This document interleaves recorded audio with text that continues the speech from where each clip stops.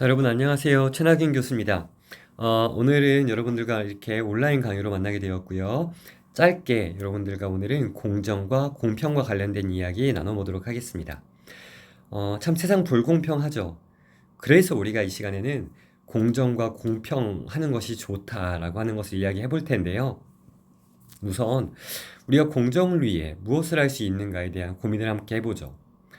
먼저 제가 생각할 때 공정하기 위해 공평하기 위해 우리가 할 수 있는 일이 무엇이 있을까? 첫 번째로는 결과를 인정하는 거예요. 그러니까 어떤 결과가 우리에게 주어지는지 그 결과에 대해서 우리가 이것이 옳다, 그르다를 판단하기보다 그래, 내가 그렇게 내가 이 정도 노력을 하였으니 이 정도 결과를 하는 게 맞아라고 하는 인정을 하는 것 매우 중요하다라고 할 수 있을 것이고요. 근데 사실 그보다 먼저 이루어져야 되는 것은 다 같이 수긍할 줄 아는 것으로 선택의 기준을 삼는 거예요. 그러니까 이 사람 저 사람 이 사람 저 사람 모두가 함께 이 정도 선택의 기준이라면 옳은 것 같아 라고 판단할 줄 알만한, 그러니까 판단할 만한 선택의 기준이 필요할 것이다 라고 하는 것이고요. 나머지 한 가지는 나와 남을 이해해야 되는 것이 필요하다는 거예요. 그러니까 다른 사람과 나의 위치가 어디에 있는지, 다른 사람은 어떤 상황에 놓여 있고 나는 어떤 상황에 놓여 있는지를 제대로 판단할 줄 안다면 우리가 올바른 선택의 기준을 삼을 수 있지 않을까라는 생각이 드는 것이죠. 그래서 우리가 공정하기 위해서, 공평하기 위해서 이러한 것들이 우리에게 필요하다라는 생각들을 해보게 되는 것 같습니다. 만약 이런 생각들을 우리가 하게 된다면 조금 더 불공평과 관련되어지는 여러 가지 것들을 내려놓고 조금 더 공평할 수 있는 방법들로 바꾸어 갈 수 있지 않을까라는 생각이 들게 되는 것 같아요. 지금 보시는 이 사진과 이 시는요, 송명희라고 하는 시인이 쓴 시입니다. 나 가진 재물 없으나, 나 남이 가진 지식 없으나, 나 남에게 있는 건강이 있지 않으나, 나 남이 갖고 있지 않은 것 가졌으니. 이 시의 주인공인 이 송명희 시인은 사실은 장애인입니다. 제가 알기로는 이제 지체장애를 가지고 있는 걸로 알고 있는데요. 말씀도 잘하기 힘들고 온몸을 움직이기도 힘드신 분이세요. 장애를 가지고 계신 분이시기 때문에 다른 평범한 사람들보다는 장애를 갖고 있지 않은 사람들보다는 매우 힘들고 어려운 상황에 놓여 있지만 그럼에도 어떤 이야기를 하느냐?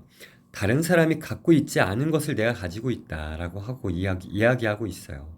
나중에는 이 시를 가지고 찬양, 이게 기독교 음악들로 이게 만들어지기도 했는데요. 이 시인의 고백 안에는 나는 세상 다른 사람들이 갖고 있지 못한 것을 가지고 있는데 그게 무엇이냐면 예수님의 사랑이다. 하나님의 사랑이다. 라고 이야기를 합니다. 그러니까 세상 사람들이 많은 것들을 갖고 있다 이야기하고 그래서 내가 가지지 못한 것으로 인하여 내가 불공평하다 여길 수 있지만 나는 그럼에도 불구하고 내가 가진 것들이 있다. 그리고 그것은 하나님의 사랑이고 예수님의 은혜다. 그래서 나는 평등하다고 생각한다. 라고 이야기를 하는 거예요. 근데 사실은 기독교 신앙 혹은 믿음을 가진 사람들은 이 생각을 정말 많이 하는 것 같아요. 그러니까 하나님의 사랑을 가진 사람들은 내가 가지고 있어야 할 것들을 포기할 줄 알면서도 그럼에도 불구하고 내게 하나님의 사랑과 은혜와 축복과 행복이 내 안에 있다라고 하는 것들을 생각하며 감사할 수 있는 그러한 믿음을 가지고 있죠. 그게 좀 믿음을 가진 사람들의 장점이 아닌가 생각을 합니다. 우리 시간 잠깐 이 공평함을 노래했던 송명희 시인의 노래 찬양을 한번 들어볼 텐데요. 제목은 공평하신 하나님이에요. 함께 잠깐 들어보죠.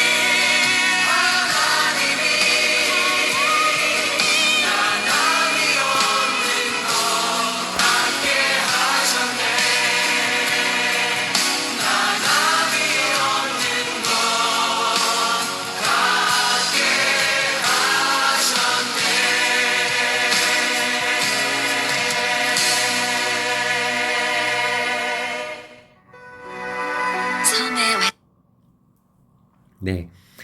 다 들어보기에는 좀 힘이 들 것 같고요. 우리 이 시간에는 이 공평이란 무엇인가에 대한 이런 동화 같은 내용이 있어서 함께 이 동화 보면서 공평이란 무엇인지 한번 다시 한번 사회적으로 생각해 보도록 하죠. 아니, 공평. 안녕 휴고. 안녕 릴리. 안녕 펠릭스. 네가 술래야. 나도 봐봐라. 뭐야, 불공평하잖아. 공평하다는 건 무슨 뜻일까? 공평하다는 건 같다는 뜻이야. 무게가 같은 거 말이야. 이렇게?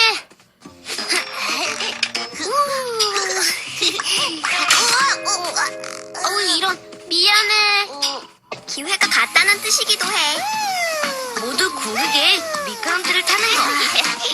공평하다는 건 규칙을 따른다는 뜻도 돼. 각 팀에는 같은 수의 아이들이 있어야겠지? 난 뭘 하지? 낄 데가 없잖아. 이건 불공평해. 차례가 돌아오면 공평해져.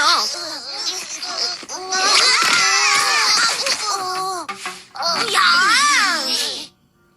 그럼 공평하다는 건 모두가 똑같이 갖는다는 뜻이야? 모두에게 항상 똑같이 대할 수는 없어. 어서 와, 얘들아.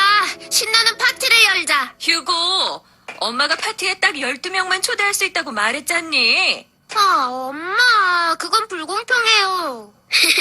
파티에 이 많은 친구들을 다 초대할 순 없어, 휴고. 장소가 부족하거든.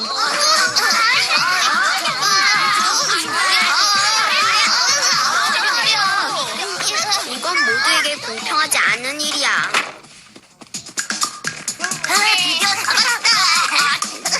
거기서 내가 잡고 올 테다. 내가 아끼는 사탕이야. 나도 먼저 보자. 나도 줘. 고마워, 휴고.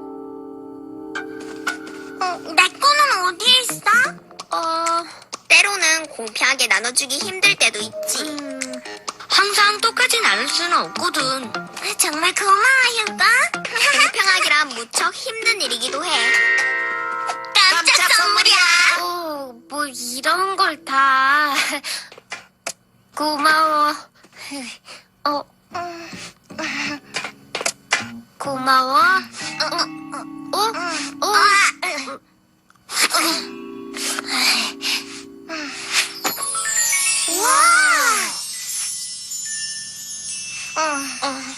근데 다른 친구는 받지 못한 걸 나만 받으면 과연 공평한 걸까? 그럴 만한 자격이 있다면 공평한 거지. 와, 달리기다. 내가 꼭 이기고 말 거야. 제자리에 준비, 출발!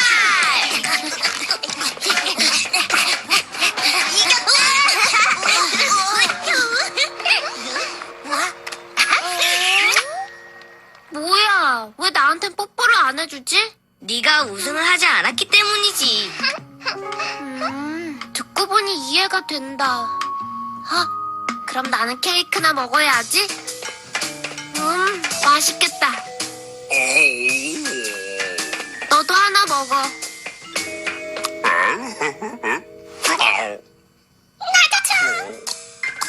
너도 하나 줄게. 잘 나눈 것 같은데? 공평하게 잘 나눴어. 모두 똑같이 받았으니까. 근데 예티 좀 봐. 아직도 배가 고픈가 봐. 반면에 개미는 아직도 먹고 있어. 아직 한참 남았잖아. 맙소사, 벌써 배부른가 봐. 예티한테 컵케이크를 더 줘야 할 것 같은데. 그럼 모두가 똑같이 나눈 게 아니야. 공평하지 않아. 그럼 마지막 나무 컵케이크는 누가 먹어야 할까? 너는 어떻게 생각하니?